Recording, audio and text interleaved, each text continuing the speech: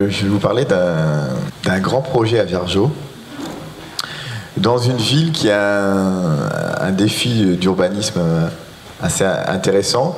C'est que nous sommes condamnés à densifier notre centre-ville si nous voulons maintenir un dynamisme dans la population, puisque en zone complètement inondable, principalement en très forte hauteur et très forte vitesse, nous ne pouvons pas nous étendre du tout.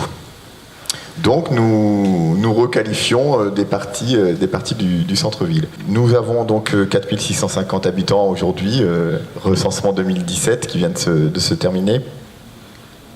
Et je vais vous présenter un projet qui est mené avec la communauté de communes. Donc nous sommes dans la communauté de communes des Loges, 40 000 habitants à l'est de l'agglomération d'Orléans, de la métropole, de la future métropole. Nous avons donc 40 000 habitants, 20 communes. Nous faisons, c'était la première diapo, appel au CAUE en amont de différents types de projets, à la fois pour la ville et là sur ce projet-là, au nom de la ville et de la communauté de communes. Alors pourquoi nous faisons appel au CAUE?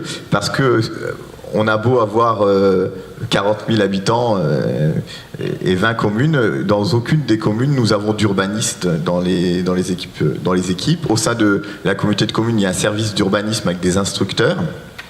Dans les communes, il y a aussi des personnes qui s'occupent d'urbanisme, mais aucun urbaniste. Donc là, on a besoin de conseils, d'un regard extérieur sur nos projets. Le projet sur lequel je vais insister aujourd'hui est donc un projet qui se trouve en cœur de ville. Justement, on réfléchit sur certains services publics existants en centre-ville, s'il faut les maintenir en centre-ville ou pas. Et là, je vais vous parler du terrain des services techniques municipaux.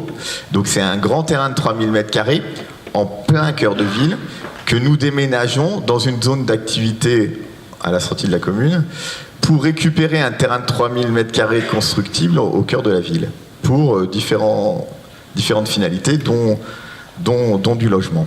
Ce sont des hangars, des anciens hangars qui accueillaient des forains, des manèges.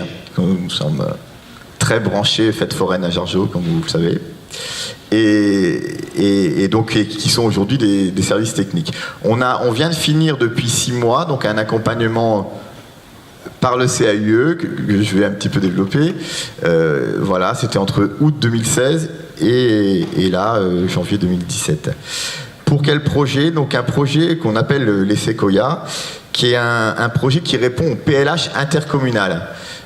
Donc on a un PLH depuis 2012 dans la communauté de communes qui identifie des besoins à développer dans une de nos communes. Notre commune a été volontaire pour répondre aux besoins de l'accueil de personnes handicapées, de logements vraiment adaptés et adaptable à différents types de handicap.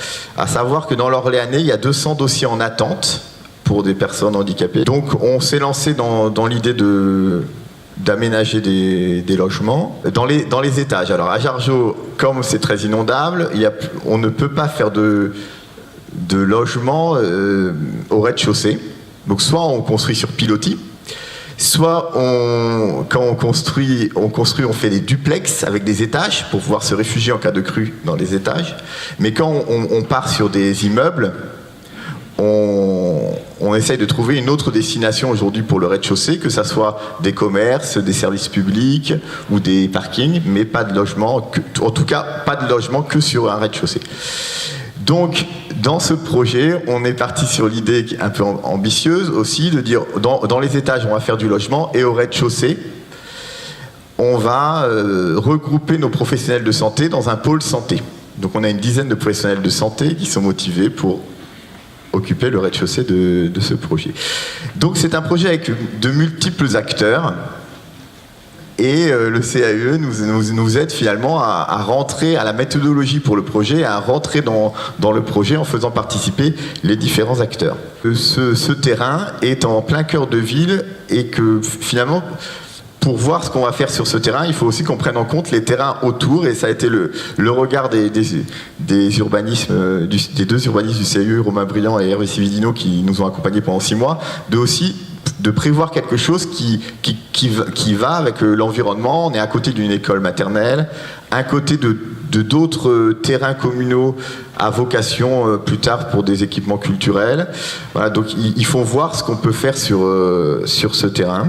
Bon, finalement, donc on a élargi la réflexion, pas que sur le terrain, mais aussi sur les terrains autour. Là, sur la époque, vous avez le terrain sur la droite et puis d'autres terrains autour. On a beaucoup étudié la circulation. On a depuis longtemps à Jargeau des voies, des venelles, des voies piétonnes. Là, il est question d'en déplacer certaines, d'en créer une nouvelle le long de la maternelle pour permettre aux habitants des logements de pouvoir aller vers l'entrée de l'école et le supermarché, pour pouvoir aller vers le centre-ville et la rue piétonne pour les commerces et les services publics. Donc il y a toute une réflexion sur les venelles, et donc là on a élargi la réflexion. Même si au bout du compte on va aménager au départ qu'une seule parcelle, on élargit la réflexion aux parcelles à côté. Tout ça a été fait en concertation avec plusieurs acteurs, et donc on a fait plusieurs réunions au siège du CAE avec des associations spécialisées dans le handicap qui nous conseillent sur plutôt tel type de cheminement pour les fauteuils roulants, plutôt pour le handicap visuel ou auditif, prévoir d'autres aménagements. Je vous donne 2 détails, par exemple, une résidence où il n'y aura pas besoin de pousser la porte d'entrée pour rentrer avec télécommande, par exemple, ou dans les logements, ce sera adaptable à hauteur des plans de travail dans les cuisines, les cloisons pour les salles de bain, voilà, différentes choses modulables pour les personnes handicapées. La difficulté de ce projet, c'est qu'on discute avec un bailleur social, des bailleurs sociaux, constructeurs, et il faut déjà les convaincre de l'intérêt de venir à Jargeau. Voilà. Et finalement, pour parler avec des bailleurs, parfois on n'est pas professionnel en tant qu'élu, on est polyvalent mais pas forcément professionnel. On a besoin de l'expertise par exemple du CAE, pour aussi nous renforcer un peu notre discours, pour finalement discuter avec nos interlocuteurs et mieux comprendre leur fonctionnement. Par exemple, pour être sûr que les logements qui seront construits sont vraiment destinés à des personnes handicapées, on a compris que c'était pas possible que le bailleur les gère en direct, parce qu'un bailleur social, il attribue les logements. Quand il y a de l'attente, il attribue les logements. Même si c'est un logement adapté handicapé, il ne va pas forcément l'attribuer à quelqu'un qui est handicapé. Donc on va plutôt passer sur un autre système. La moitié des logements vont être loués à une association spécialisée, et le bailleur, lui, louera en direct sur un public plus varié le reste des logements. Voilà. Mais tout ça, finalement, c'est des choses qu'on a découvert au fur et à mesure. Voilà, en conclusion, on est maintenant prêt.